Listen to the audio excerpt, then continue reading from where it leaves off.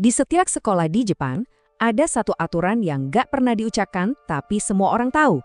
Jangan pernah ke toilet paling ujung sendirian. Soalnya di sana ada sesuatu yang menunggu. Sesuatu yang kita kenal sebagai Akamanto. Coba deh bayangin, sekolah udah sepi, hari udah sore. Satu-satunya suara yang kedengeran cuma gema langkah kakimu di koridor yang panjang dan sunyi.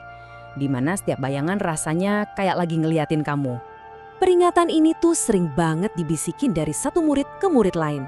Ini bukan cuma cerita hantu biasa, tapi semacam aturan yang lahir dari rasa takut. Karena mereka tahu ada sesuatu yang menunggu di dalam sana. Dan disinilah cerita kita dimulai, di tempat yang paling biasa tapi juga paling sepi di sekolah, toilet. Disinilah arwah yang dikenal sebagai Akamanto menunggu korban berikutnya. Awalnya sih semua terasa normal, seorang murid kebelet dan harus ke toilet. Tapi begitu pintu biliknya ditutup, dunia di luar seakan-akan lenyap. Suara-suara sekolah hilang, digantikan sama keheningan yang aneh, yang bikin sesak napas. Terus, suara itu kedengeran. Bukan dari luar, bukan dari bilik sebelah, tapi rasanya kayak dari udara di sekelilingmu. Suara yang tenang, dingin, dan jelas banget bukan suara manusia.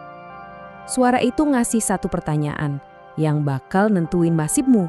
Nah, ini dia bagian paling serem dari legenda ini. Pertanyaan itu bukan pilihan biasa, itu jebakan. Nggak ada jawaban yang benar, dan setiap pilihan berakhir dengan cara yang mengerikan. Kamu cuma dikasih dua pilihan yang kelihatannya simpel, kertas merah atau kertas biru. Tapi dalam permainannya Akamanto, warna itu punya arti yang jauh lebih kelam. Oke, kita bahas pilihan pertama. Kalau kamu jawab merah, legenda bilang kamu bakal mati secara brutal.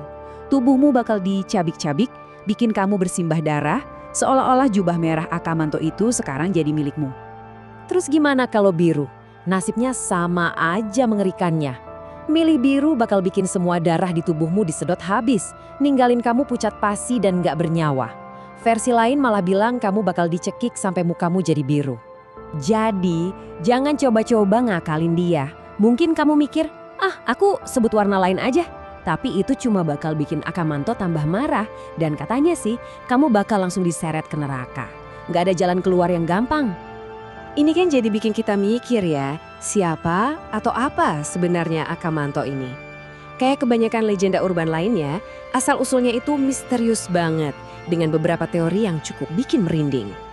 Ada yang percaya dia itu arwah seorang pria tampan yang semasa hidupnya selalu diganggu, dan sekarang gentayangan di toilet. Teori lain yang lebih seram adalah dia itu cuma entitas jahat yang emang seneng ngasih pilihan palsu ke manusia, menikmati penderitaan mereka. Tapi apapun asal-usulnya, penampilannya selalu digambarkan sama. Jubah merah yang ikonik dan topeng putih yang nutupin wajahnya. Dia nggak pernah diliatin langsung, cuma bayangannya atau kehadirannya yang bisa dirasain tepat di belakangmu, nungguin jawabanmu.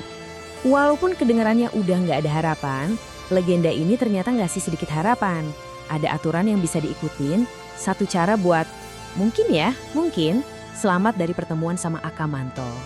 Jadi gimana caranya biar selamat? Menurut legenda, satu-satunya cara adalah dengan menolak buat ikut main. Cuekin aja pertanyaannya, bilang dengan tenang kalau kamu nggak butuh kertas apa-apa.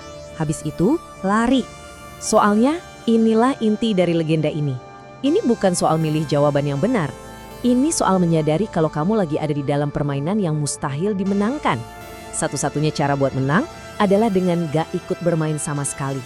Nah, pertanyaannya, kenapa cerita ini bisa populer banget? Kenapa Akamanto terus menghantui imajinasi kita? Jawabannya mungkin ada di ketakutan paling dasar yang kita semua punya. Coba deh pikirin, toilet umum, apalagi di sekolah. Itu kan tempat di mana kita ngerasa rentan.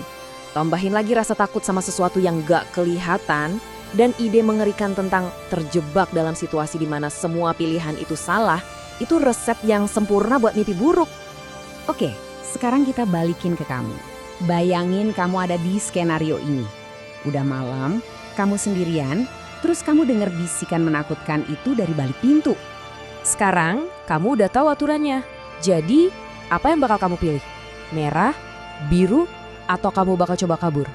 Pikirin baik-baik, soalnya di dalam keheningan itu, pilihanmu menentukan segalanya.